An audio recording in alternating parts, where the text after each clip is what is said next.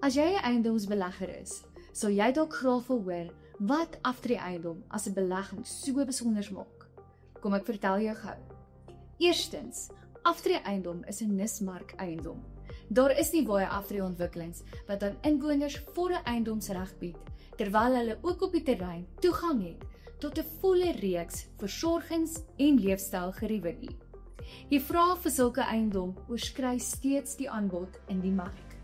In kort beteken dit dat jy bo-gemiddelde kapitale groei en huurinkomste op jou beleggingseiendom kan verwag. En dan tweedens, kry jy met jou aftreeeiendom 'n baie goeie profielhuurder. Dit is mense wat oor die algemeen langer in jou eiendom wil bly. Verder is hulle gestel daarop om hulle huurstippe te betaal en mooi om te sien na die plek waarin hulle bly. Geen gesukkel dus met huurders wat nie betaal nie en geen gesukkel met eiendom wat verniel word nie. En dan derdens, word al Central Developments se aftreelandgoedere uitstekend bestuur.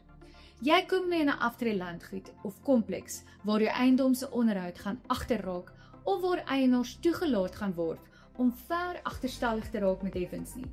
So word jou eiendom se waarde beskerm. Daarby bied aftreeeiendom 'n bekomende voordeel. Jy koop nie net 'n beleggingseiendom nie, jy koop ook 'n eiendom wat jy vir later vir jouself of jou familie kan aanwend.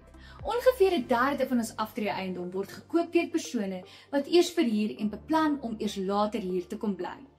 Dus is dit 'n eiendom wat deel van jou langtermyn aftreebeplanning kan wees. Aftreeeiendom het baie voordele. Vir 'n beleggingseiendom natuurlik. As jy meer wil weet, kom drink 'n koffie en ons vertel jou meer.